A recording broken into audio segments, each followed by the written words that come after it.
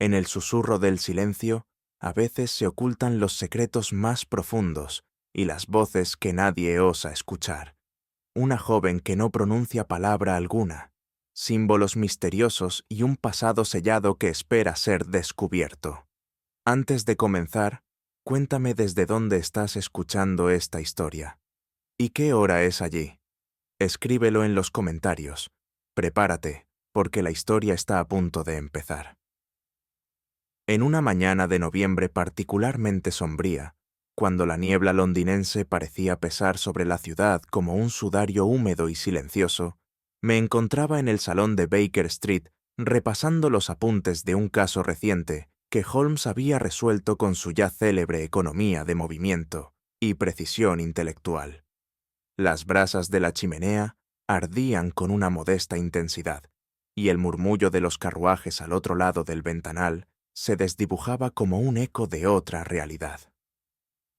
Holmes, por su parte, permanecía reclinado en su sillón habitual, con la mirada fija en un punto indeterminado del techo y los dedos entrelazados como en actitud meditativa. No había pronunciado palabra desde el amanecer, lo cual, viniendo de él, no era síntoma de mal humor, sino de una mente ocupada en construir alguna intrincada arquitectura mental. La calma fue interrumpida por 3 golpes discretos, casi tímidos, en la puerta. Holmes no se movió. Me levanté para recibir al visitante, y al abrir me encontré con una figura alta, revestida de un abrigo escocés de paño oscuro, con el rostro grave y cansado. A su lado, de pie pero con la postura desprovista de voluntad, se hallaba una muchacha de no más de 16 años. Sus ojos grises eran insondables, y su boca, cerrada con una firmeza que no era de timidez, sino de otra cosa que, en ese momento, no supe definir. «Buenos días», musitó el caballero con un acento del norte. «¿Es usted el señor Sherlock Holmes?» Le hice una seña para que pasaran. Al entrar, la joven no alzó la mirada, ni respondió al leve murmullo de Holmes. Era como si el mundo no pasara por sus sentidos, como si la vida misma la hubiera abandonado sin violencia, pero sin retorno. No obstante, algo en su presencia sugería que aquello no era simple desgracia, sino un preludio oscuro que aguardaba desenlace. El caballero se presentó como el señor Alastair Graham de Inverness y apenas tomó asiento, desplegó con cierta rigidez una carta algo arrugada que extrajo de su bolsillo interior. Sin embargo, antes de leerla, posó una mirada grave sobre la joven. «Su nombre es Elspeth», dijo. «No ha pronunciado palabra alguna desde el día en que su madre murió, hace ahora 3 semanas. Antes de eso, jamás habló tampoco». Me disponía a intervenir, intrigado, cuando Holmes, sin moverse aún de su asiento, abrió los ojos con súbita claridad y señaló la carta. ¿Puedo asumir que el contenido de esa misiva guarda relación con su visita? Graham asintió y extendió el documento, que Holmes tomó con elegancia estudiada. Lo leyó en silencio, con los párpados entrecerrados. Tras unos instantes, dejó escapar un leve suspiro y levantó la vista hacia su interlocutor. «La señora Graham escribe con notable lucidez», comentó. «Intuyo que fue una mujer culta y reflexiva». «Lo era», confirmó el caballero, bajando la mirada. «Pero también atormentada. La muerte de su esposo, años atrás, fue el comienzo de su aislamiento. Se refugió en libros y en la niña. Nunca se repuso del todo». «¿Y el padre de la niña?», pregunté con tono cauto. Graham titubeó. «Murió cuando Elspeth tenía apenas 2 años. Un accidente en el continente. No hubo mayor investigación, o al menos eso nos dijeron. Pero mi hermana...» Hizo una pausa. «Mi hermana escribió cosas extrañas en este cuaderno». Señaló un volumen pequeño de tapas gastadas. «Lo hallé junto con papeles que Elspeth guarda celosamente en su habitación». Holmes lo interrumpió con una pregunta breve. «¿Cuáles son los signos que ella ha trazado?». El caballero bajó la voz. «Símbolos, líneas y curvas en tinta negra sobre las paredes, no palabras. y todos comenzaron a aparecer tras la muerte de su madre. Holmes giró lentamente la cabeza hacia la joven, que permanecía sentada, inmutable, y dijo: «Doctor, temo que este caso no es de palabras, es de silencios, y algunos silencios, cuando se prolongan, gritan cosas que los oídos no están preparados para recibir». Aquella misma tarde, nos trasladamos al domicilio temporal del señor Graham en Belgravia, donde la joven había sido alojada mientras se resolvía su futuro inmediato. Al entrar en su habitación, lo primero que noté fue la quietud abrumadora del ambiente, casi como si el aire se negara a moverse. La estancia estaba pulcramente ordenada, excepto por un detalle que sobresalía como un presagio: una pared completa cubierta de trazos negros. Holmes se detuvo ante los símbolos y alzó una ceja, en ese gesto que yo conocía bien y que precedía a sus deducciones más delicadas. Se acercó sin tocar nada y examinó los signos con una atención que, en cualquier otro hombre, parecería excesiva, pero que en él era condición de su genio. «Observe, Watson», murmuró. «No hay repetición, ni aleatoriedad. Cada símbolo es distinto, pero no caótico. Esto no es fruto de un impulso ni de una fantasía. Hay intención». Me acerqué. Las figuras parecían extraídas de un alfabeto que yo no conocía. Espirales, ángulos, pequeños círculos dentro de cuadrados y una especie de tridente invertido que aparecía en varias zonas. ¿Algún sistema cifrado?, aventuré. Holmes negó con la cabeza. «No lo creo. No hay transposición lineal. Aquí no se trata de lenguaje fonético, sino ideográfico, o quizá ritual. Me temo que no estamos ante una escritura tradicional». Mientras hablaba, observé cómo la joven, que se había mantenido al fondo, se acercaba lentamente a la pared y colocaba su mano sobre uno de los símbolos, un círculo doble intersectado por una línea quebrada. Holmes no la interrumpió. Observaba, pensaba. «¿Lo ve, Watson? No copia, no repite. Recuerda, esto está en su interior desde hace tiempo. Pero, ¿cómo es posible si no ha aprendido a hablar, ni a leer?» «Justamente por eso», respondió con gravedad, «porque el lenguaje fue negado desde el principio, y aquello que no puede expresarse con palabras busca otras formas de salir». Dio un paso atrás. «La clave no está en lo que ella dibuja, sino en lo que omite». Y así, con aquella observación inquietante aún flotando en el aire, comprendí que el caso que teníamos entre manos no solo desafiaba a la lógica, sino también al corazón humano. No puedo dejar de admitir que, incluso para mí, acostumbrado a la singularidad de los escenarios a los que mi ilustre compañero me ha arrastrado durante los años de nuestra asociación, aquella pared revestida de símbolos callados me provocó un estremecimiento involuntario. Era como si la piedra misma, inerte y desprovista de alma, hubiera sido utilizada como soporte para un testimonio que escapaba al tiempo y a la lógica. Cada trazo, lejos de poseer la espontaneidad propia de un impulso infantil o del desequilibrio mental, parecía obedecer a un orden secreto. El conjunto recordaba a esos pergaminos medievales que los alquimistas usaban para ocultar verdades peligrosas, pero en este caso, la caligrafía era muda, sin palabras reconocibles, sin rastro alguno de alfabeto alguno conocido. Holmes, inclinado hacia la pared con las manos cruzadas tras la espalda, no interrumpía su concentración. De vez en cuando, murmuraba breves frases: ángulo constante, desplazamiento asimétrico, ausencia de duplicados. Yo me permití observar. «Holmes, ¿cree usted que esta distribución obedece a una lógica estructural o estamos ante los desvaríos de una mente perturbada?» «Mi querido Watson», respondió sin apartar la vista de los signos, «si algo me ha enseñado la naturaleza humana, es que el caos rara vez se expresa con tal elegancia. Incluso la locura tiene patrones, pero esto es mensaje, y uno deliberadamente velado».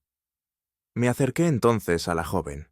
No había cambiado de expresión, ni parecía prestar atención a nuestras palabras, pero sus ojos, fijos en el símbolo central, una figura de doble espiral cruzada por una línea descendente, reflejaban algo más que silencio.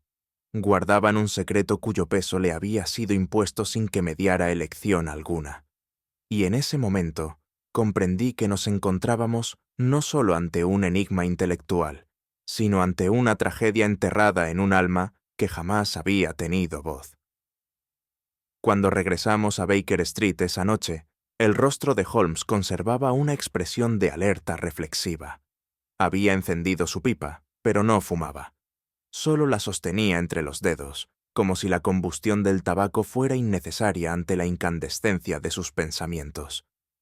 «Watson», dijo por fin, alzando los ojos hacia mí, «hemos sido llamados no para descifrar un crimen, sino para penetrar en la arquitectura interna de un alma encerrada. Y, créame, en ocasiones, eso es mucho más arduo». Me senté frente a él, esperando que elaborara su razonamiento, como tantas veces lo había hecho. «Usted lo ha visto. La precisión de los trazos, la deliberación de los símbolos, el carácter reiterativo de ciertas formas. Esto no es producto de un delirio. Al contrario, todo indica que la joven ha sido instruida, quizá de manera inconsciente, en un sistema de comunicación alternativo, y lo ha adoptado como refugio, o como prisión. Pero, ¿por qué enmudecer por completo, Holmes? Incluso los niños con impedimentos encuentran formas de expresar emociones básicas. Porque, mi buen amigo, hay silencios que se heredan, respondió con gravedad. Si la madre temía que ciertas verdades fueran escuchadas, pudo haber enseñado a su hija a no pronunciar palabra, pero aún así, la verdad encuentra grietas, y lo hace en símbolos, en gestos, en ausencias. Y no cabría pensar, sugerí, que todo esto sea el resultado de un trauma temprano, no de una instrucción materna. Justamente ahí se bifurca el enigma, Watson, replicó Holmes. Si fue un trauma, ¿cuál fue su detonante? ¿Y por qué el símbolo más recurrente remite a estructuras cerradas, círculos contenidos, barreras gráficas? No son expresiones del miedo, son mapas. Alguien codificó algo en esa pared, y la joven lo guarda como un relicario vivo. Hizo una pausa, apoyando la pipa aún sin encender sobre el mantel. Esta no es una joven enferma. Es una mensajera cuyo mensaje ha sido mutilado. El deber que se nos impone no es curarla, sino escucharla. A la mañana siguiente, mientras Londres despertaba bajo un cielo encapotado, Holmes se presentó en mi cuarto con su abrigo abotonado hasta el cuello y un brillo particular en la mirada. Llevaba bajo el brazo el cuaderno de la madre, aquel que el señor Graham nos había entregado con aire de desconfianza resignada. «Watson», dijo con voz firme, «el lenguaje puede ocultar, pero el silencio revela. Cuando una mente en silencio comienza a escribir en código, no es el silencio lo que debe preocuparnos, sino aquello que intenta romperlo». ¿Quiere decir que acepta el caso?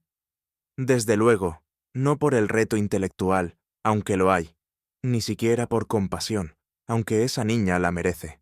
Lo hago porque las palabras son frágiles, pero las verdades que callamos suelen ser las que terminan gritando más fuerte. Y sin más, se volvió hacia la puerta. Yo tomé mi sombrero.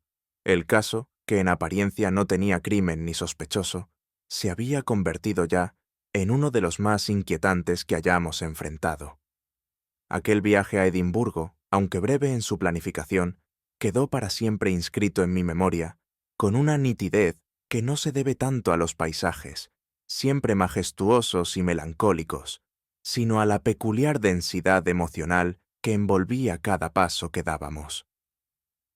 El tren avanzó entre colinas cubiertas de brezo y valles oscuros, como si la naturaleza misma se hiciera cómplice del secreto que íbamos a desenterrar. Holmes, fiel a su costumbre, permaneció en silencio la mayor parte del trayecto, absorto en la lectura del pequeño cuaderno de la difunta señora Graham.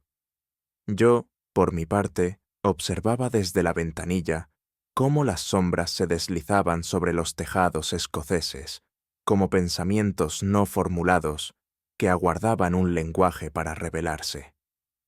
Al llegar a la ciudad, fuimos recibidos por un cochero taciturno que nos condujo a la casa familiar, una construcción sobria de piedra grisácea, situada en una colina barrida por el viento.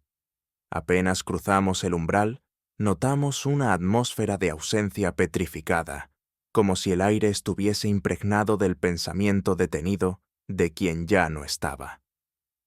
Una joven doncella, de rostro pálido y manos tensas, nos informó de que la casa había permanecido cerrada desde el fallecimiento de la señora Graham. Nos condujo hasta un salón modesto, donde aguardaba el ama de llaves, una mujer de edad incierta, vestida con sobriedad y mirada llena de juicio contenido. «No me agrada volver a abrir esta casa», dijo con tono seco. «Hay palabras que deben quedarse sin pronunciar, señor Holmes, y habitaciones que no deberían volverse a pisar». Holmes inclinó ligeramente la cabeza en señal de cortesía, pero replicó con su habitual precisión. «Y sin embargo, señora, algunas verdades insisten en manifestarse incluso desde el silencio. Venimos a escucharlas, aunque se oculten entre piedras y suspiros no dados». La mujer nos observó largamente antes de dar un paso hacia el pasillo.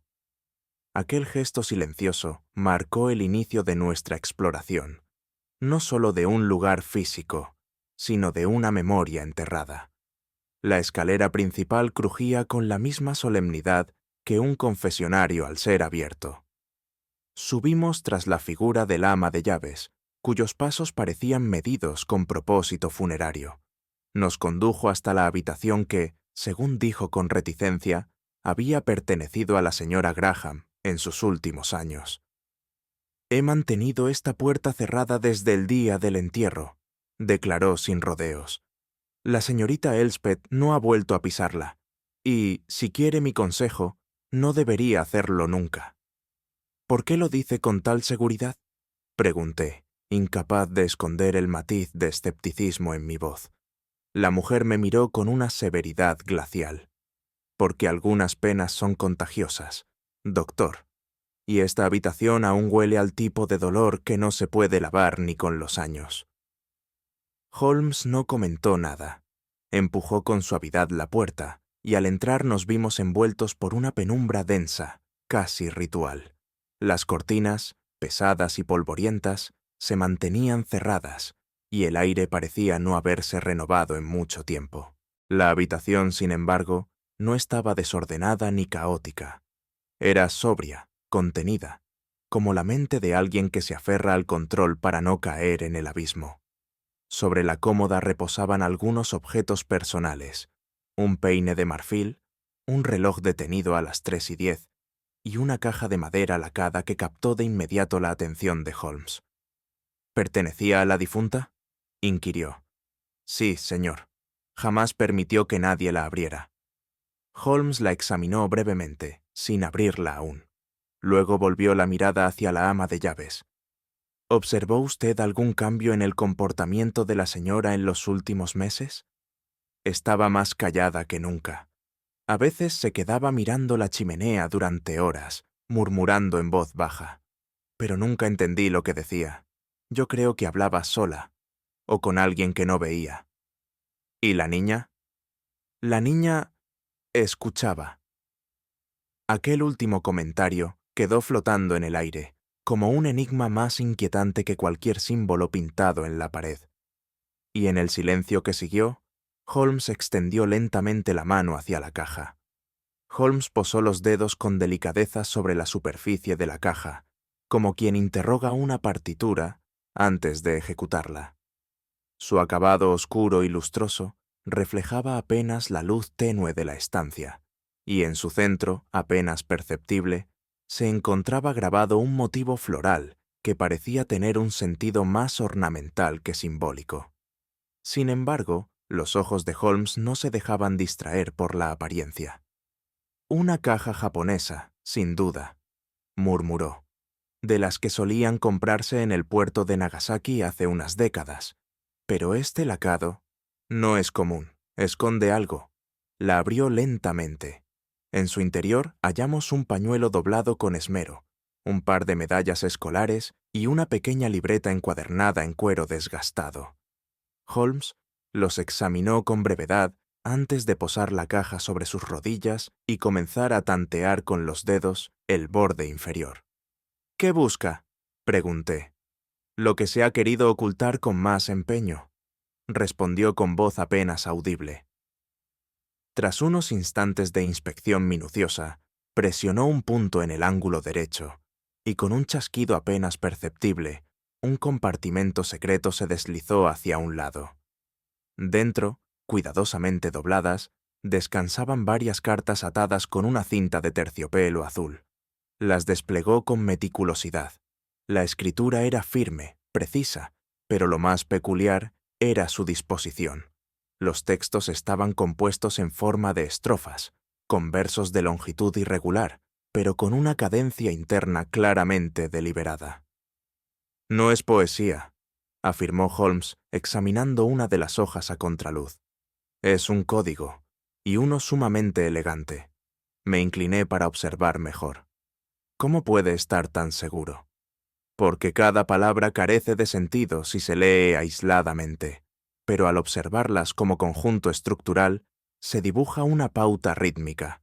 Es un método de ocultación que se basa en la forma, no en el contenido explícito». Guardó silencio por un momento. «Watson, estas cartas no están destinadas a ser comprendidas por el lector, sino a ser reconocidas por un alma que ya posee la clave». «¿La niña?». Holmes asintió. «Y si es así, estas páginas son la única forma que su madre encontró de hablarle desde el silencio. Un puente cifrado entre dos conciencias exiliadas del lenguaje común». Sin añadir más, recogió las cartas y se incorporó. El verdadero mensaje, estaba claro, aún no había sido revelado. Una vez instalados en la biblioteca de la casa, una sala noble de techos altos y estantes enmohecidos por el tiempo, Holmes desplegó las cartas sobre una mesa auxiliar y se sumió en un estudio que, por su intensidad y minuciosidad, recordaba los trabajos de un criptógrafo o de un erudito bizantino. Yo me senté frente a él, sin atreverme a interrumpir su concentración, y dediqué mi atención a una de las misivas. La caligrafía era delicada, inclinada hacia la derecha, sin tachaduras ni borrones. A primera vista, el contenido carecía de sentido explícito, una sucesión de versos libres, de imágenes vagas e inconexas, que evocaban estados del alma más que hechos concretos. Sin embargo, Holmes parecía hallar en ese caos una estructura interna que escapaba a mi comprensión. «Observe este pasaje, Watson», dijo finalmente, señalando una estrofa. «El sonido que no nace se reconoce por la sombra de su eco». No es solo poesía, es una definición filosófica del silencio, y no es la única. ¿Sugiere que cada carta es una pieza de un tratado oculto? Sugiero que estamos ante un lenguaje construido sobre la ausencia. Estas cartas están diseñadas no para informar, sino para evocar. Cada palabra bordea el núcleo de una verdad sin tocarlo directamente.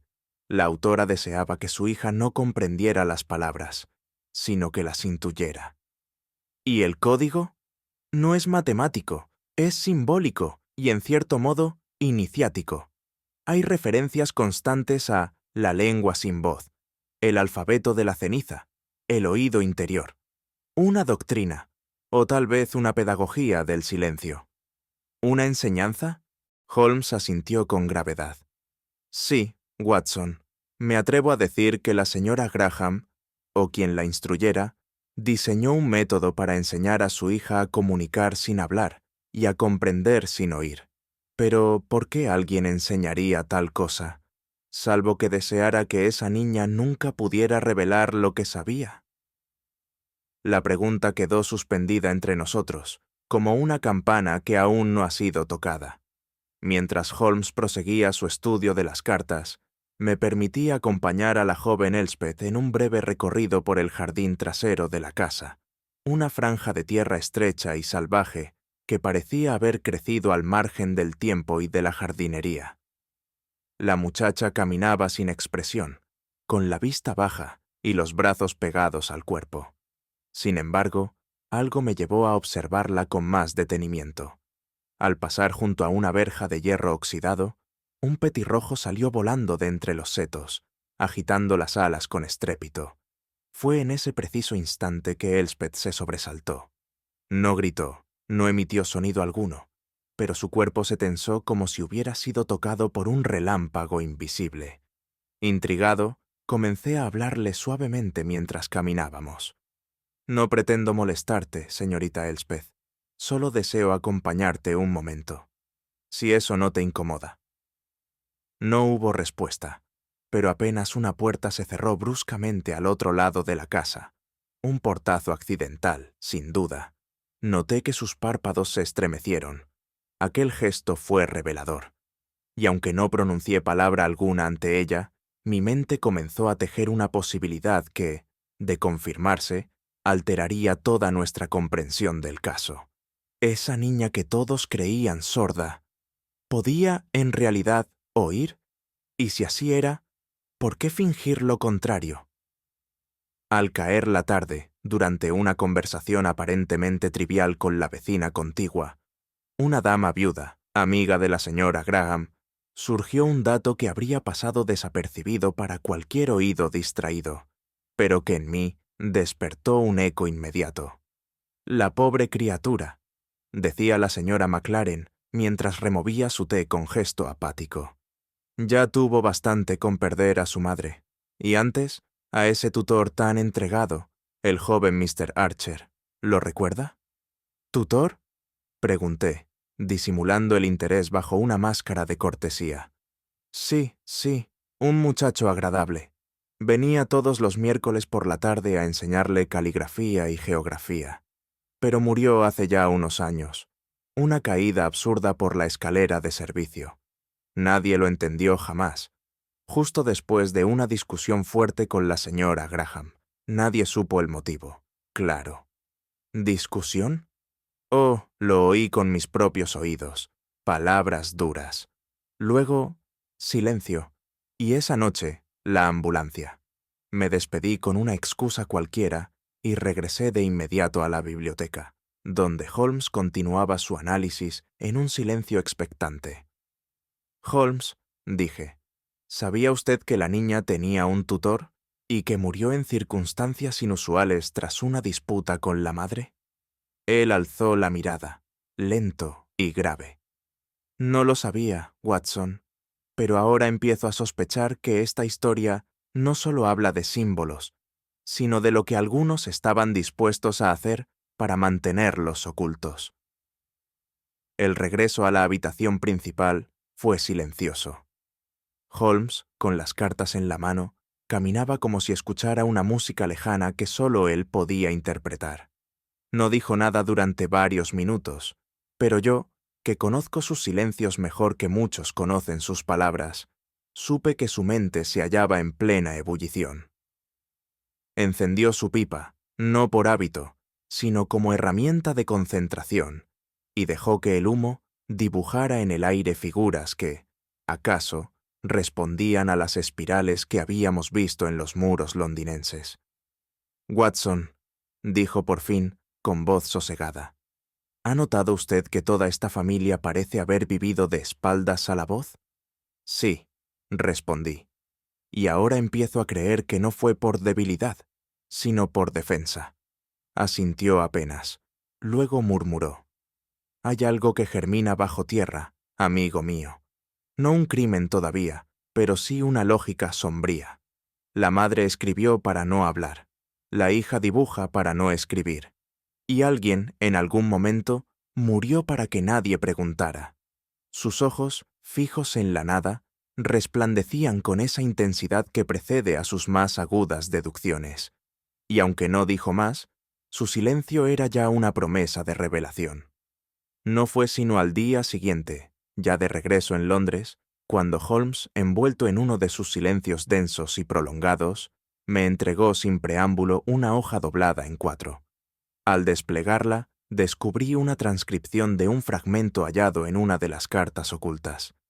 Y si la lengua de los hombres es traición, Que hable entonces la sombra de su sombra. ¿Qué le inspira esa frase, Watson? Una alusión simbólica, sin duda, pero de tono oscuro, casi doctrinal. Holmes asintió mientras dejaba caer la ceniza de su pipa sobre el platillo de porcelana. He rastreado la misma expresión en una publicación olvidada de 1879. El cuaderno espectral, impreso de forma anónima y distribuido exclusivamente entre los miembros de un círculo filosófico que se hacía llamar el Club de las Sombras. Su sede estuvo en Southwark durante un breve periodo, hasta que cerró sin explicación aparente. ¿Y qué clase de ideas promovía ese club?, pregunté con escepticismo. Elaboraban una doctrina que oscilaba entre la metafísica del silencio y el descrédito del lenguaje como instrumento de verdad. Sostenían que toda palabra pronunciada adulteraba el pensamiento, y que el único conocimiento puro era el que no se enunciaba. ¿Una secta? Más bien una hermandad de silencios compartidos, replicó. Lo interesante, Watson, es que la madre de Elspeth, la señora Graham, figura en el registro fragmentario de sus miembros como Madame E. ¿Sugiere usted que aquella mujer compartía estos principios esotéricos? No solo los compartía, sino que probablemente los transmitió, codificados, a su hija. Lo que hemos interpretado como trauma podría ser, en parte, una enseñanza cuidadosamente interiorizada. ¿Y el club aún existe? Holmes negó con la cabeza. Desapareció tras la muerte súbita de uno de sus fundadores, Tobias Rook. No obstante, ciertos ecos doctrinales permanecen, y si logramos descifrar la naturaleza de esos ecos, quizás logremos comprender no solo el lenguaje de Elspeth, sino también el propósito oculto de su silencio. Así comenzó nuestro descenso hacia el pensamiento de quienes preferían las sombras a la luz de la razón convencional. A la mañana siguiente, Holmes y yo emprendimos una visita a lo que había sido la sede original del Club de las Sombras. El edificio, ubicado en un callejón adyacente al viejo teatro de Southwark, estaba ahora convertido en una imprenta desatendida. El propietario, un anciano encorvado y de trato reticente, accedió a dejarnos inspeccionar los archivos del sótano tras una considerable insistencia y una generosa propina. Allí, entre legajos amarillentos y folletos polvorientos, Holmes extrajo un conjunto de páginas sueltas sin numeración, muchas de ellas escritas con pluma de punta fina y abundantes anotaciones marginales. El estilo era deliberadamente críptico, pero ciertas frases emergían con una resonancia inquietante. El verbo es una imposición de los poderosos sobre la percepción de los humildes. Callar es liberar la mente de la prisión de lo compartido. En la ausencia de la palabra reside la fidelidad al recuerdo puro. Mientras leía, sentí una mezcla de fascinación y repulsión. Aquel culto al silencio absoluto, vestido de lenguaje erudito, no era sino una rebelión contra la esencia misma del entendimiento humano. Pero para Holmes, cada línea parecía una hebra de lógica deshilachada que debía trenzarse de nuevo. «Vea esto», dijo de pronto, señalando una nota marginal en latín. «Veritas in umbra residet». ¿La verdad reside en la sombra? Exacto. Y este principio, repetido en varias hojas, coincide con las frases que hemos hallado en las cartas de la señora Graham. No se trata de coincidencia ni de metáfora. Es la base ideológica sobre la que se erige su sistema simbólico. Pero, ¿cuál era el objetivo final de esta doctrina? Preservar el conocimiento evitando su corrupción a través del habla. En su visión, el lenguaje traiciona el pensamiento. Por tanto, solo el silencio conserva la pureza de la verdad. Una idea peligrosa, repliqué. Privar de palabras a quien busca comprender es condenarlo al encierro perpetuo. Justamente por eso, Watson, si Elspeth fue educada bajo estos principios, su mutismo no es un síntoma, sino una fidelidad, y quizá una forma de obediencia a un mandato ancestral. Dejamos el sótano con aquellos fragmentos en nuestras manos, y mientras subíamos los escalones, no pude evitar pensar que nos habíamos adentrado en un sistema donde la voz no era herramienta, sino traición, y donde los símbolos sustituyen a las palabras como guardianes de una verdad elusiva. Apenas instalados nuevamente en Baker Street, Holmes dedicó el resto de la tarde a investigar el rastro de Tobias Rook, uno de los fundadores originales del club. Su nombre había surgido repetidamente entre los papeles hallados, vinculado siempre a las ideas más extremas del grupo. Según algunas referencias, Rook sostenía que incluso el pensamiento debía ser restringido, para no contaminar la percepción pura de la realidad. Un hombre peligrosamente coherente, comentó Holmes, pero también meticuloso, lo que aumenta las probabilidades de que dejara trazas útiles. Gracias a su incansable labor de correspondencia privada con varios archivistas y bibliotecarios, Holmes obtuvo una copia de la última carta conocida de Rook, dirigida a una tal E. Graham, fechada apenas 2 días antes de su desaparición. Su contenido, aunque breve, era perturbador. Aquello que escribimos en la pared debe cumplir el ciclo completo. Si los círculos no se cierran, se abrirá la voz. Y si la voz se abre, ya no habrá retorno. Un lenguaje alegórico, dije, pero con ecos ominosos. ¿A qué se refiere con los círculos? Probablemente a los símbolos que la joven ha dibujado.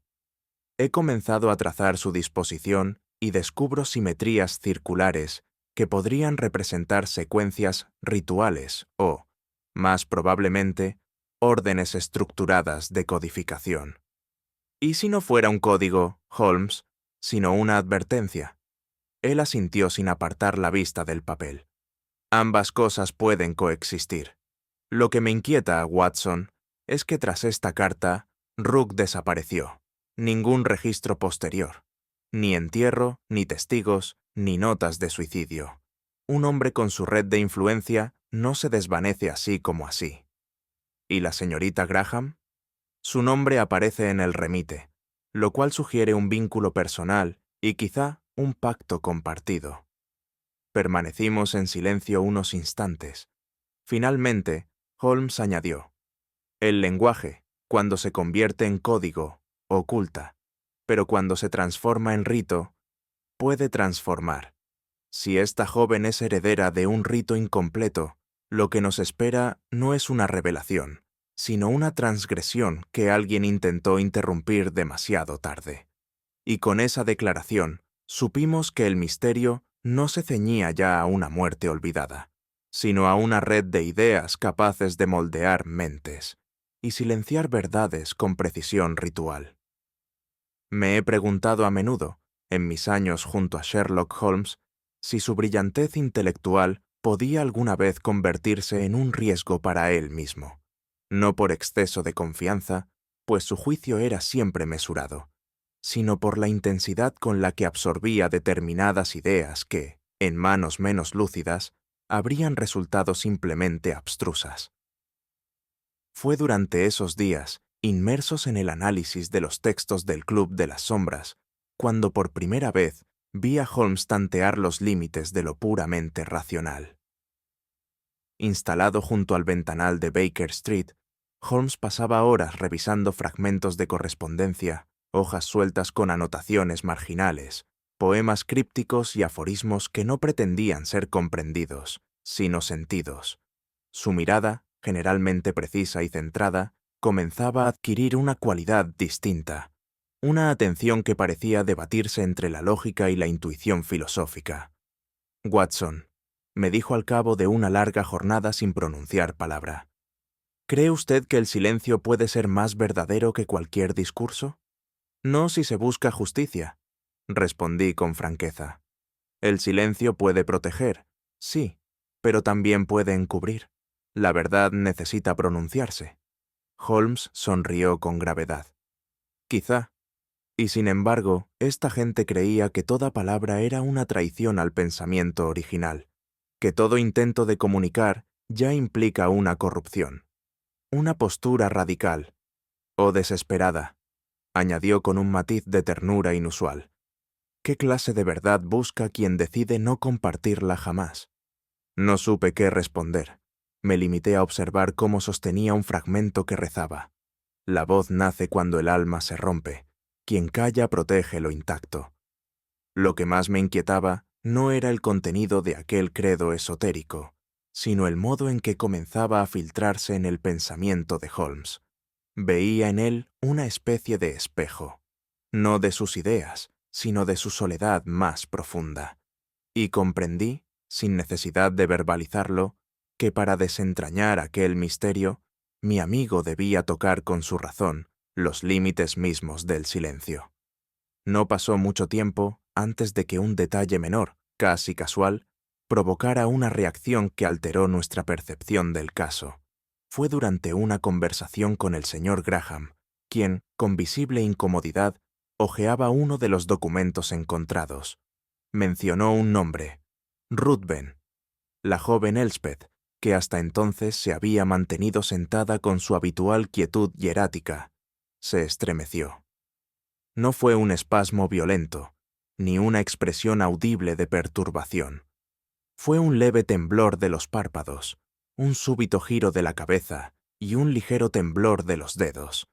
Pero para quien, como nosotros, había aprendido a leer el lenguaje de lo no dicho, aquel gesto era tan elocuente como un grito.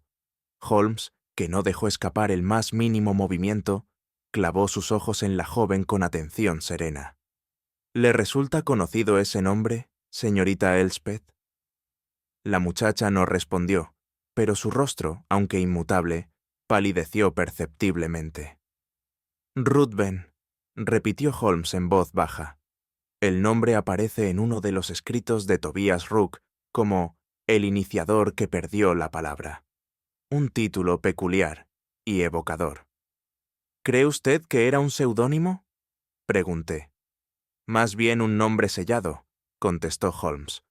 Uno que no debía ser recordado, y cuya sola mención tiene poder sobre la conciencia de esta joven. Me impresionó profundamente el modo en que Holmes lograba, sin coacción ni ruido, tocar las fibras más profundas del alma de Elspeth. No necesitaba levantar la voz ni intimidar. Bastaba con señalar lo correcto con la precisión de un cirujano de la mente. Y así, lo que hasta entonces era un círculo abstracto de doctrinas y símbolos, adquiría un rostro oculto, una figura nombrada en secreto. Ruthven, un nombre que aún no comprendíamos, pero que ya había roto, al menos por un instante, el velo del silencio. Fue en esa misma tarde, tras la mención de Ruthven, cuando Holmes se encerró en su estudio durante más de una hora, con los papeles extendidos a su alrededor y los diagramas de la pared cuidadosamente copiados sobre papel cebolla. No le oí mover un solo mueble, ni dar pasos enérgicos.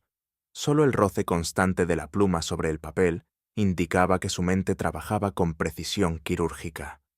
Cuando por fin emergió, su rostro presentaba esa expresión de fría claridad que solo le había visto cuando alcanzaba una deducción que no deseaba que fuera cierta. «Watson», dijo, «creo que he encontrado la clave». Lo miré en silencio, esperando que continuase. Los símbolos de la pared no son solo signos de expresión personal. Tampoco constituyen un código de lectura convencional. Están dispuestos en secuencias, con repeticiones, omisiones deliberadas y patrones de cierre. Se trata de un ritual incompleto. ¿Un ritual? ¿Religioso? No en el sentido teológico, pero sí en su estructura. Se trata de una acción simbólica que debía concluirse para cumplir una función psíquica. El problema es que fue interrumpido. Y eso, Watson, deja abierta una herida y una amenaza. ¿Amenaza? Para quien participa en él, sin saberlo. Para la muchacha, en este caso. Me sentí invadido por un escalofrío que no provenía del aire, sino de la lógica helada de aquella posibilidad. Elspeth ha estado trazando estos símbolos como parte de un mandato interior. Cada figura responde a un impulso recibido, quizás incluso condicionado desde la infancia. Pero sin una guía, Sin alguien que cierre el ciclo del ritual, la acción queda suspendida. Es como una frase sin final, una puerta entreabierta que no conduce a ningún lugar, o a demasiados. ¿Y quién debía cerrarlo? Holmes se volvió lentamente hacia mí. El tutor muerto, o Ruthven, o quizás la propia madre. Lo cierto es que el ritual está roto, y la mente de la niña sigue dentro de él. ¿Y si se completara? Entonces obtendríamos respuestas, pero también, tal vez, consecuencias que nadie había previsto. Esa noche no dormí con tranquilidad, porque por primera vez sentí que no investigábamos solo una mente herida, sino una maquinaria simbólica aún en funcionamiento, cuya finalidad seguía siendo tan oscura como los símbolos que la sostenían. Durante la mañana que siguió a nuestro retorno de Southwark, noté en Holmes una calma metódica que, lejos de sugerir pasividad, anunciaba el despliegue inminente de una maniobra calculada. Su mirada no vagaba ni se perdía en los repliegues de la especulación filosófica como la tarde anterior. En cambio, reflejaba una atención precisa, como la de quien se dispone a verificar un postulado previamente formulado. «Watson», me dijo con voz suave, mientras sostenía una hoja escrita con su pulcra caligrafía. Si mi hipótesis es correcta, la señorita Elspeth ha interiorizado una disciplina perceptiva que le permite fingir una sordera funcional, sin que ello implique una supresión completa de la percepción auditiva. ¿Sugiere usted que no es sorda? Sugiero, corrigió con calma, que ha sido entrenada para ignorar lo que oye, o que ha aprendido a inhibir sus respuestas ante ciertos estímulos auditivos. Lo que está en juego no es la capacidad física, sino una forma muy sofisticada de contención psicológica. Decidimos entonces ejecutar una pequeña prueba. Holmes dispuso diversos sonidos, un leve golpeteo sobre la mesa, una tos fingida desde la distancia, un papel arrugado en el bolsillo. Todos ellos en momentos inesperados, mientras la joven Elspeth hojeaba sin aparente interés un libro de grabados antiguos. Las reacciones fueron mínimas, pero inequívocas para un ojo entrenado. Un movimiento sutil de los párpados, una respiración apenas alterada, un leve cambio en la tensión de la mandíbula. Holmes tomó nota de cada microgesto con impasibilidad científica. Finalmente, colocó sobre el piano del salón una figurilla de cristal que hizo sonar muy suavemente con el índice. El sonido era puro, agudo, casi musical. Y fue entonces cuando observamos una crispación fugaz en el entrecejo de la muchacha, como si su cuerpo reconociera una frecuencia que su conciencia rechazaba. «Con eso basta», dijo Holmes con voz contenida. «La negación absoluta de lo sensorial requiere un entrenamiento que solo ciertas órdenes monásticas alcanzarían. Aquí no hay sordera. Hay una voluntad férrea de no oír, o más aún, de no responder a aquello que sí se oye. Y con ello, una nueva puerta del misterio había sido entreabierta, aunque lo que hallásemos tras ella aún permanecía en penumbra. La revelación no tardó en producir sus consecuencias. Aunque la señorita Elspeth no había participado conscientemente en el experimento, sus reacciones acumuladas a lo largo de la jornada parecían haberla sumido en un estado de creciente tensión interna. Fue durante un instante particularmente silencioso del mediodía, cuando Holmes y yo compartíamos té en la galería posterior de la casa, que escuchamos un leve sonido de cristales desplazados, y al entrar en el salón, la encontramos de pie frente al piano, con la mirada fija en la figurilla de cristal que Holmes había hecho sonar. No dijo nada, ni cambió de posición cuando nos acercamos. Sin embargo, una única lágrima recorría su mejilla, deslizándose sin tropiezo ni prisa. Y luego otra, y otra. Su rostro seguía siendo una máscara de mármol, pero aquella humedad innegable sugería una grieta profunda en la coraza. Holmes no pronunció palabra. Se limitó a retirarse unos pasos, respetando el espacio intangible que rodeaba el dolor en bruto. «¿Qué guarda, señorita Elspeth?», Le pregunté con voz suave, sin esperar respuesta.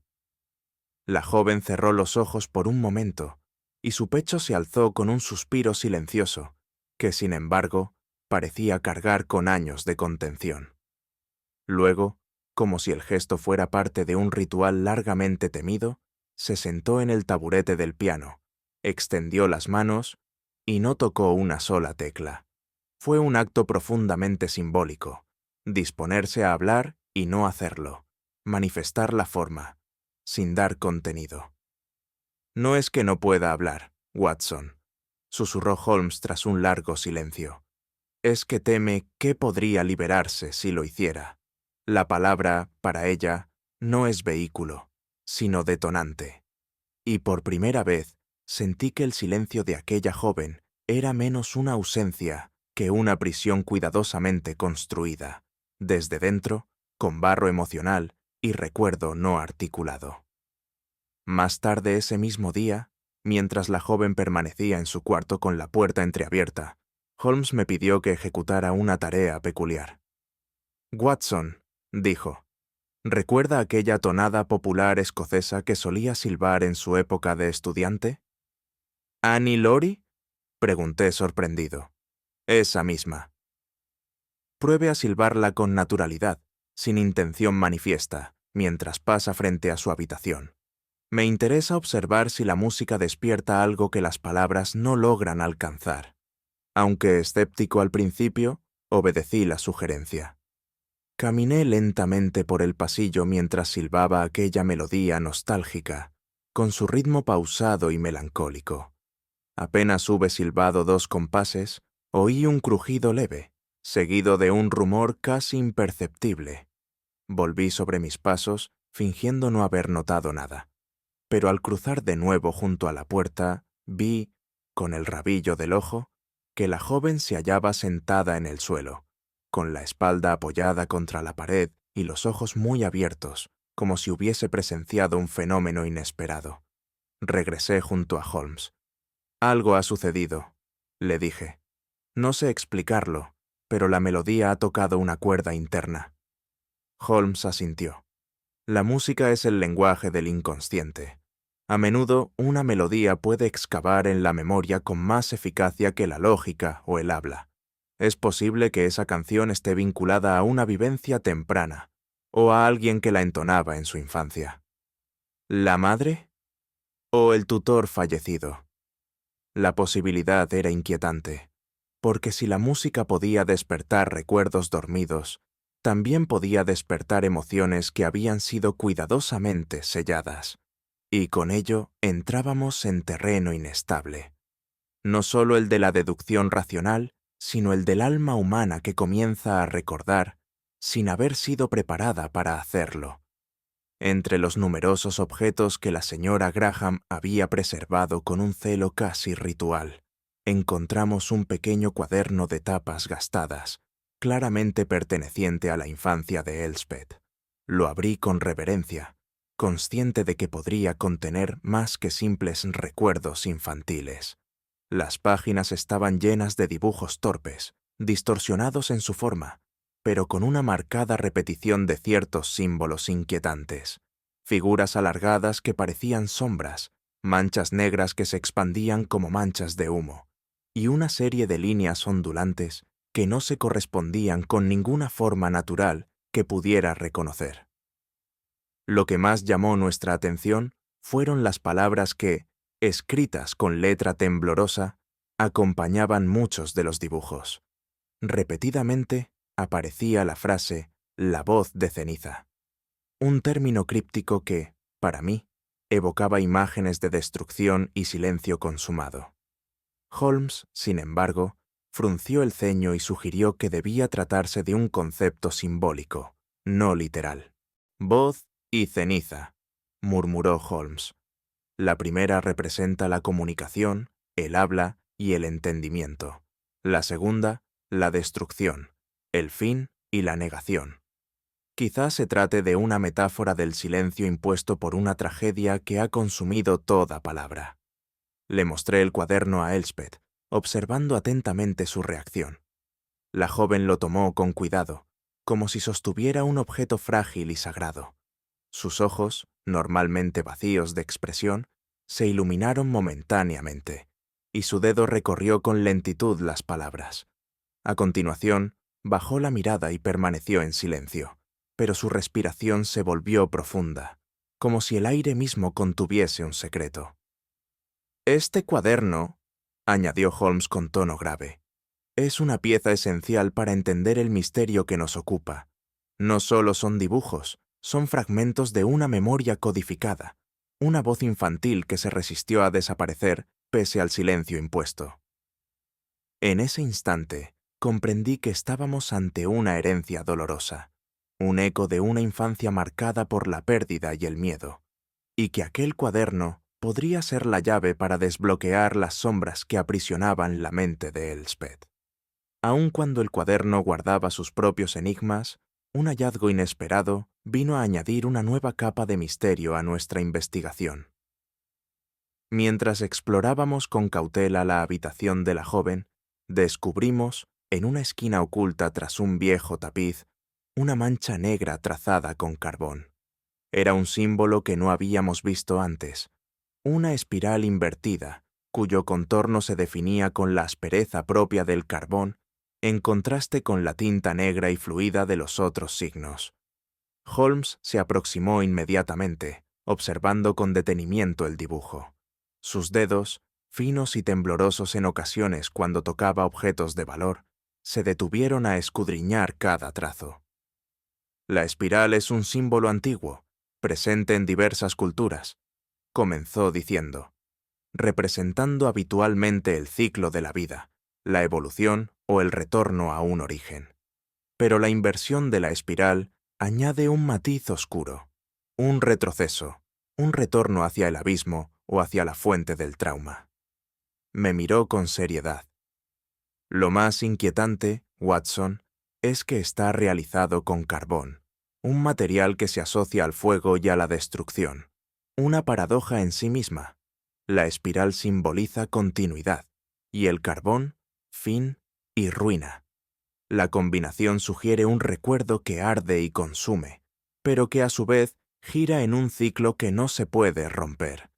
Aquel símbolo no encajaba con los demás, tanto en técnica como en significado, lo que me llevó a pensar que correspondía a una experiencia singular, quizá un trauma que la joven no había podido integrar en su lenguaje habitual. Consultando el cuaderno infantil, notamos que en varias páginas aparecían indicios de fuego, manchas oscuras que se esparcían como ceniza, dibujos de llamas que parecían devorar figuras indefinidas, y textos fragmentarios que aludían a una llama que calla. Holmes reflexionó en voz alta. Podría tratarse de un incendio en la infancia de Elspeth, un suceso que marcó no solo la estructura física de su memoria, sino también la simbólica y afectiva. La voz perdida, pues, no es solo la palabra no dicha, sino el recuerdo que se volatilizó en las cenizas del pasado. Esa espiral invertida, hecha de carbón y escondida en la penumbra, no era simplemente un signo más. Era la llave que apuntaba hacia un secreto demasiado doloroso para ser pronunciado, un eco que aún reverberaba en el alma silenciosa de la niña. Con aquel descubrimiento, la historia que habíamos empezado a desentrañar comenzó a tomar una forma más nítida, aunque no menos inquietante. La verdad, como siempre, parecía oscilar entre la luz y la sombra. Fue al amanecer de una jornada fría y encapotada cuando emprendimos nuestro viaje hacia las remotas tierras de las Highlands escocesas, convocados por las últimas pistas que emergían del enigma que envolvía a la joven Elspeth. Holmes, como era costumbre, se mantuvo silencioso durante el trayecto, absorto en la contemplación del paisaje que se deslizaba tras la ventana del carruaje, mientras yo me entregaba a la reflexión sobre los secretos que parecían susurrarnos desde aquel territorio inhóspito. La herencia de la madre de Elspeth, una propiedad modesta, según nos informaron, pero que había permanecido cerrada y olvidada durante años, nos aguardaba como un vestigio de un pasado sellado, una cápsula de recuerdos y quizá de verdades demasiado pesadas para ser encaradas con la ligereza del presente. Holmes rompió su silencio con una pregunta pausada, que no esperaba respuesta inmediata, sino que invitaba a la meditación. Watson, ¿ha notado cómo ciertos lugares parecen retener el peso de quienes han vivido en ellos? Las piedras, el aire, hasta el más leve soplo de viento, puede cargar memorias que desafían la razón. Asentí, reconociendo en aquella afirmación la naturaleza misma de muchos casos en los que nos habíamos adentrado. Lugares en los que la historia personal se había mezclado con la geografía hasta fundirse en un todo inextricable. El misterio, Holmes, reside a menudo en la combinación de tiempo y espacio, y estos páramos parecen ser la perfecta coartada para secretos que se niegan a morir. El carruaje se detuvo ante una senda apenas marcada, que se internaba entre árboles cubiertos de musgo y helechos. En el fondo, un hogar que nos esperaba envuelto en la bruma, como si quisiera ocultar su verdadero rostro. Sin embargo, sabíamos que aquella casa sería testigo de revelaciones que trascenderían la mera estructura física. Nuestra llegada a la cabaña fue recibida por un silencio absoluto, tan denso que parecía detener el tiempo mismo. La construcción, modesta y de piedra áspera, estaba cubierta por un manto de musgo y líquenes, testimonio irrefutable de que hacía mucho que sus puertas no se abrían ni sus ventanas respiraban. Holmes observó con detalle los signos de abandono. No se trataba de una casa olvidada por casualidad, sino de un refugio clausurado con prisa y tal vez con temor. La madera de la puerta principal mostraba aún las marcas recientes de herramientas, aunque la cerradura se mantenía intacta, como si alguien hubiera decidido dejarla como estaba, para impedir el acceso pero sin destruirla. «Aquí», musitó Holmes, «se guardan secretos que alguien quiso preservar, o bien enterrar para siempre». Entramos con cautela, y el aire que nos envolvió era pesado, saturado de recuerdos no pronunciados. Los objetos eran escasos y dispersos. Un viejo escritorio con papeles amarillentos, una silla tambaleante, y en un rincón, una caja metálica cubierta por una capa de polvo que parecía aguardar a ser descubierta. La estancia tenía la atmósfera de un santuario profano, un lugar donde el tiempo se había detenido, para proteger algo que no debía ser perturbado. Holmes examinó con atención una inscripción casi ilegible, grabada en el dintel de la puerta interior que conducía a otra cámara oculta.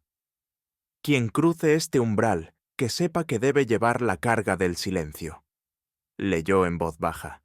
Aquellas palabras resonaron en mi mente con un peso profundo, como un aviso o una condena. Mientras nos adentrábamos más en el oscuro corazón de la cabaña, tuve la sensación de que no solo estábamos cruzando un umbral físico, sino entrando en un territorio en el que la memoria, la verdad y el misterio se entrelazaban de modo inseparable. Fue Holmes quien, tras una inspección meticulosa, descubrió la anomalía que había pasado inadvertida incluso para mí. Un tabique aparentemente sólido y uniforme que, sin embargo, ocultaba una cavidad oculta tras una delgada línea apenas perceptible. «Mire usted, Watson», dijo con esa mezcla de emoción contenida y rigor científico que le caracteriza. «Aquí hay algo más que simple mampostería. El ladrillo no ha sido colocado al azar. Es un muro que oculta un secreto». Tras unos instantes de escrutinio, palpó con los dedos el borde de una tabla, y luego, aplicando una leve presión en un punto casi imperceptible, hizo que una puerta oculta se desplazara con un suspiro antiguo. Un candado corroído colgaba aún del picaporte, la herrumbre cubriendo el metal con un vestido grisáceo que atestiguaba su abandono. Nos miramos brevemente, conscientes de que aquella puerta no debería abrirse, pero que nuestro deber nos obligaba a hacerlo. Al empujarla con cuidado, nos reveló una estancia pequeña y hermética, sellada desde hacía aproximadamente una década.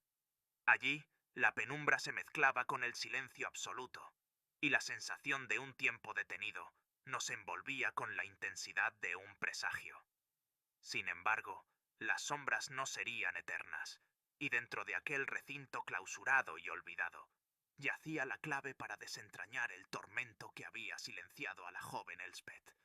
Era solo el comienzo de un descubrimiento que alteraría por completo la comprensión del caso.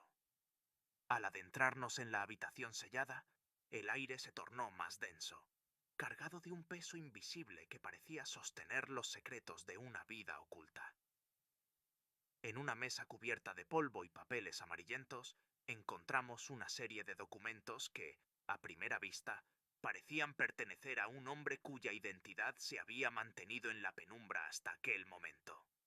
Holmes, con su habitual meticulosidad, comenzó a examinar caligrafías, sellos oficiales y bocetos que narraban, en su conjunto, una historia incómoda. El verdadero padre de la joven Elspeth no era el hombre al que ella había sido acostumbrada a llamar padre, sino un individuo de pasado turbio, señalado como traidor a la corona británica. Las cartas, fechadas hacía más de una década, denunciaban actos de espionaje, traiciones en tierras extranjeras y colaboraciones clandestinas con enemigos del Reino Unido. La madre, al parecer, había asumido un rol protector que iba más allá del amor maternal. Había escondido y maquillado la identidad paterna para preservar la seguridad y el honor de su hija. Watson, murmuró Holmes mientras revisaba un retrato casi desvanecido. Esta sombra paterna es la clave para entender no solo la mutidad de la niña, sino el miedo que ha anidado en su alma. No basta con ocultar la verdad. Hay que encapsularla en un silencio que no se quebrante. Me pregunté en ese instante qué tormentos interiores debió haber vivido aquella mujer para proteger a su hija con un muro tan impenetrable. ¿Y ahora qué hacemos con esta revelación?, pregunté, aunque sabía que para Holmes todo dato era una pieza en el vasto rompecabezas. Proseguir, Watson, respondió con firmeza, porque si el pasado pesa, más pesado es aún el secreto que mantiene. Fue entonces cuando Holmes dirigió nuestra atención hacia una colección de dibujos infantiles dispersos en un rincón de la habitación. En apariencia, meros garabatos de una niña, pero para el ojo entrenado, nada es lo que parece. Examine estos trazos, Watson, indicó. No son simples juegos de la imaginación, sino mensajes cifrados, un sistema codificado de comunicación utilizado por el padre para transmitir información delicada. Me acerqué y observé las formas repetidas, líneas que se cruzaban formando patrones específicos, símbolos que se asemejaban a claves y marcas semejantes a diagramas. Holmes explicó que aquel lenguaje oculto en la inocencia infantil servía como vehículo para esconder secretos de extrema importancia, ocultos a la vigilancia de terceros. El método es ingenioso, continuó Holmes. Utilizar la inocencia y la aparente incapacidad para comunicar como escudo, mientras que en realidad los mensajes viajan cifrados en la inocencia misma. Imaginé el peso que debía soportar la niña, portando inconscientemente ese legado secreto, un tesoro oculto que, sin embargo, la confinaba a un mutismo autoimpuesto. Cada símbolo, prosiguió Holmes, es una palabra sin voz, una idea que no puede pronunciarse, pero que debe ser comprendida. Sentí que habíamos atravesado una frontera decisiva.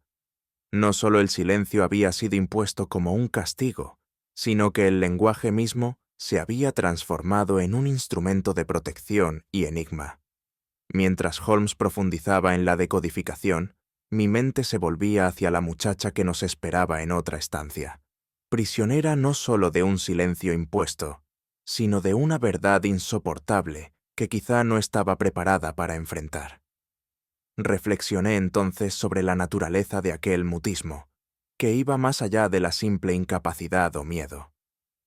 Parecía una penitencia inconsciente, un escudo erigido contra la devastación de una revelación demasiado dolorosa. Holmes, le comenté en una pausa. ¿Cree usted que esta niña se castiga a sí misma con su silencio? ¿Que el no hablar no es solo protección, sino también una forma de sufrimiento voluntario? Él asintió, sin apartar la vista del manuscrito que descifraba. Exacto, Watson. El silencio puede ser un refugio, pero también una prisión. Cuando la palabra se convierte en amenaza, el silencio se impone como guardián. Pero ese guardián, a su vez, puede convertirse en carcelero. ¿Y cómo se libera a alguien de esa cárcel invisible? Es la pregunta que aún nos falta responder, porque para romper el silencio no basta la razón, sino la confrontación con aquello que ha sido enterrado.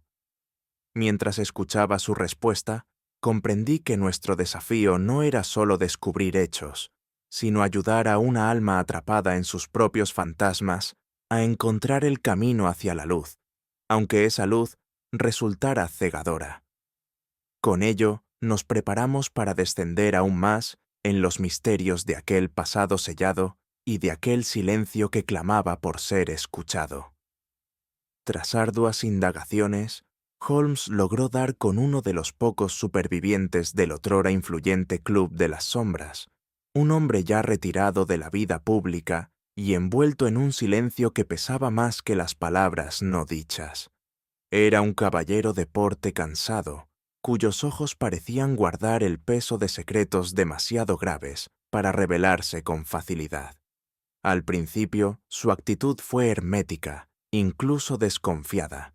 Sin embargo, bajo la persistente mirada inquisitiva de Holmes, esa coraza comenzó a resquebrajarse. Su mutismo no era mero capricho, sino una prisión autoimpuesta, un gesto de expiación por actos pasados que aún le atormentaban. «Doctor Watson», dijo Holmes, tras varios minutos de escucha paciente.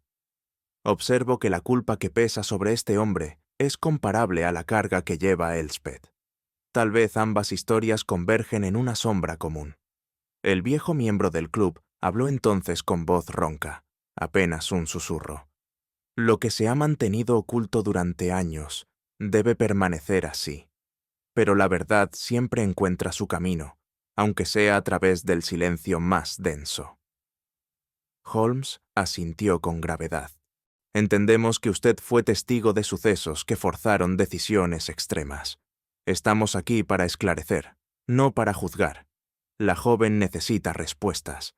Un hilo de confesión comenzó a emerger, tejido con pausas y recelos, pero cargado de una verdad que rompería los velos que durante tanto tiempo cubrieron aquella tragedia. Con paciencia meticulosa, Holmes desplegó ante el anciano los indicios acumulados, las cartas cifradas, los símbolos, el mutismo de la niña y la misteriosa muerte del tutor.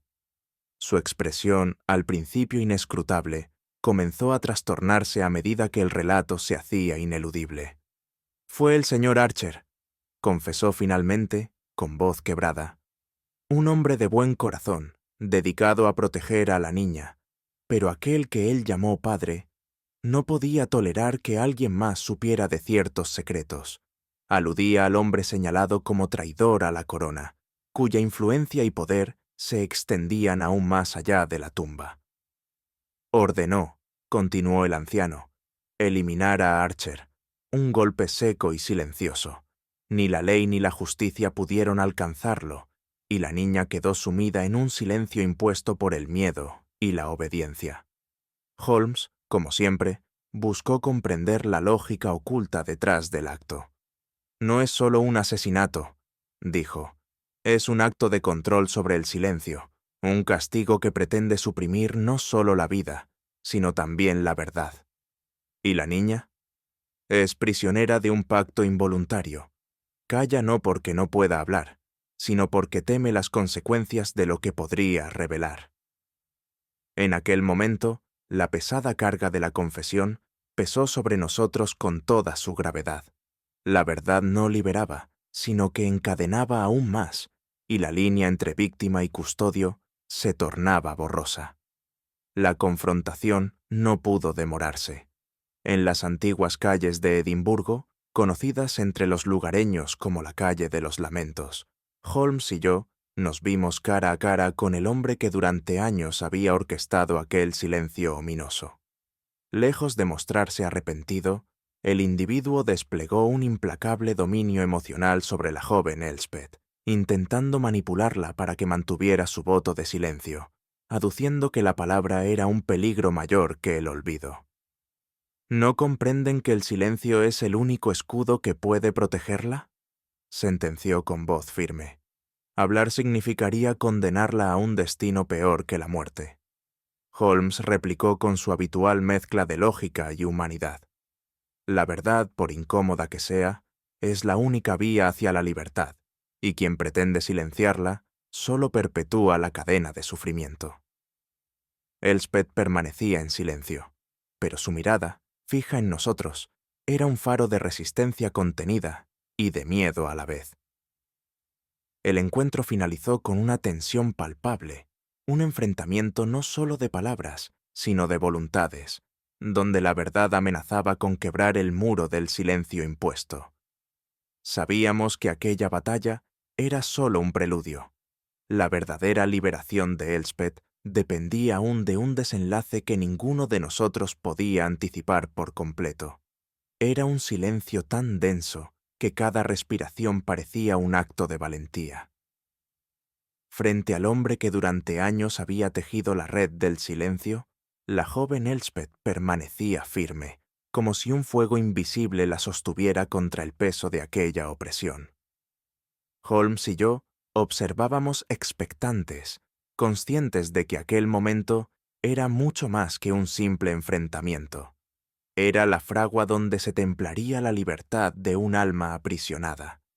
Fue entonces, en un instante suspendido, cuando de sus labios brotó una palabra, simple, clara, pero cargada con la fuerza de una tormenta contenida: el nombre de su madre.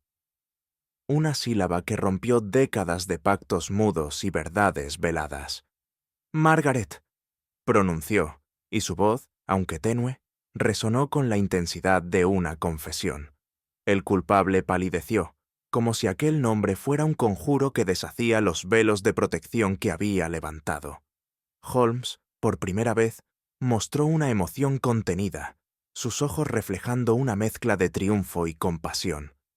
«Ahí reside la clave», murmuró, no en el silencio perpetuo, sino en el acto de nombrar aquello que se temía nombrar. La joven, liberada del pacto que la mantenía muda, parecía ahora más ligera, aunque consciente del peso que había cargado en el secreto. Para nosotros, aquella palabra era el umbral que abría paso a una verdad largamente enterrada, y el preludio necesario para desentrañar el misterio que la había silenciado. Y así, en aquella simple palabra, el eco del silencio comenzó a disiparse, dejando al descubierto las sombras que aguardaban ser confrontadas.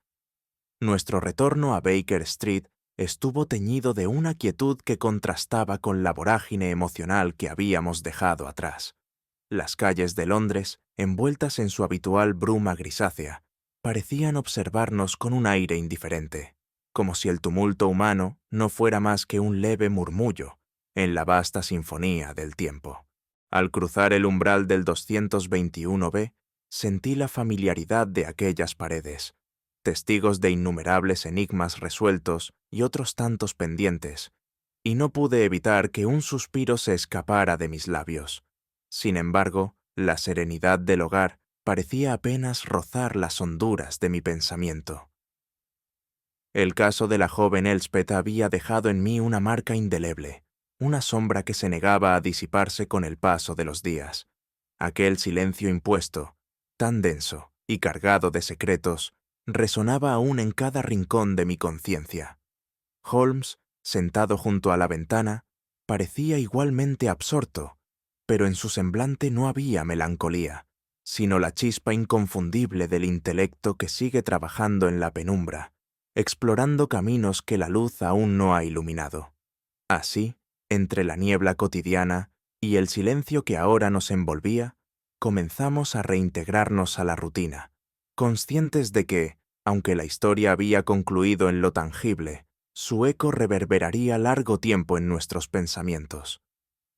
Aquella noche, mientras el viento susurraba en la calle y las sombras danzaban al compás de la luz tenue, Holmes tomó su violín con la familiar destreza de quien busca en la música un lenguaje que trasciende las palabras. Sus dedos acariciaron las cuerdas y una melodía melancólica comenzó a llenar la estancia.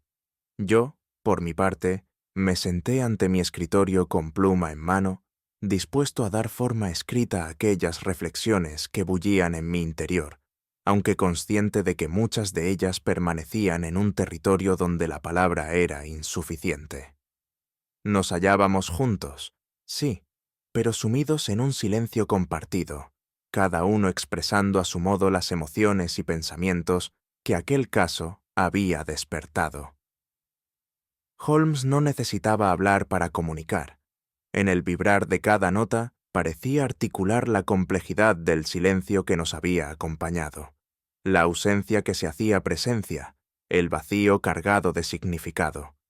Y yo, mientras escribía, meditaba sobre la paradoja que aquel misterio había puesto de manifiesto, que a veces la voz más poderosa es aquella que nunca se pronuncia, el susurro contenido que invita a la introspección y al entendimiento más profundo. Aquel diálogo sin palabras, entre la música y la tinta, nos unía en una complicidad que trascendía el lenguaje común, porque sabíamos, sin necesidad de decírnoslo, que había verdades que sólo podían ser intuidas, no expuestas. Mientras el crepúsculo avanzaba y la noche se adueñaba de la ciudad, me sumergí en una reflexión sobre la naturaleza misma del silencio que había sido protagonista de nuestra última aventura. El silencio, pensé, es a la vez escudo y castigo. Escudo para proteger aquello que teme ser quebrantado, castigo para quien queda atrapado en su prisión invisible. La voz que no se pronuncia no es ausencia absoluta, sino una forma distinta de lenguaje, un canal oculto que comunica sin palabras, que habla en símbolos, miradas y ausencias. Holmes, a menudo un devoto de la claridad y la precisión verbal, parecía ahora aceptar con cierto pesar que no todo puede reducirse a una explicación racional.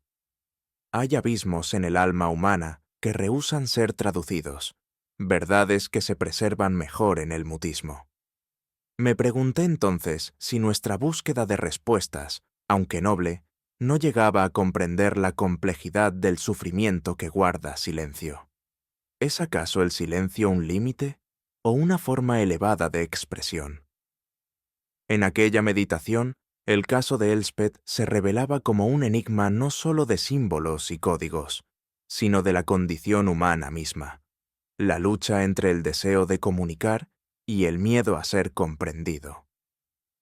Fue entonces cuando Holmes, con su voz grave y pausada, intervino en nuestra mutua contemplación. «Watson», dijo, «incluso la lógica más rigurosa tiene sus fronteras. Cuando nos enfrentamos al dolor humano más profundo, a aquellas heridas que rehúsan ser traducidas a palabras, debemos reconocer que hay experiencias que solo se pueden intuir, nunca describir. ¿Quiere decir que nuestro empeño por desentrañar el misterio tiene límites inherentes?», pregunté. «Exactamente. No todo puede ser reducido a causa y efecto, ni a símbolos y códigos. Hay un terreno intangible, donde el sufrimiento, la memoria y el silencio se entrelazan en formas que escapan a la razón pura». Holmes dejó caer un leve suspiro y añadió: «La cuerda que no vibró en la joven Elspeth no es un fallo, sino una señal, un indicio de que algunas verdades solo pueden mantenerse en suspensión, sin resonar, para preservar la integridad de un alma». Comprendí entonces que, para mi amigo, aquel caso había supuesto no solo un desafío intelectual, sino una prueba de empatía y de humildad ante las complejidades del espíritu humano. «Quizá, Watson», concluyó Holmes, «nuestra verdadera tarea es acompañar a quienes guardan su silencio, y no forzarlos a romperlo antes de que estén preparados. Con estas palabras, quedó sellada nuestra comprensión más profunda del misterio, que lo que no se dice, a veces, pesa más que cualquier confesión, y que el silencio puede ser, en sí mismo, una forma de verdad. El silencio guarda secretos que a veces pesan más que 1000 palabras. ¿Crees que siempre es mejor hablar? ¿O hay verdades que solo pueden protegerse en el mutismo? Cuéntamelo en los comentarios. Me encantará leer tu opinión. Si esta historia ha despertado tu curiosidad, deja tu like, compártela con alguien amante del misterio y acompáñanos en futuras exploraciones donde lo oculto cobra voz.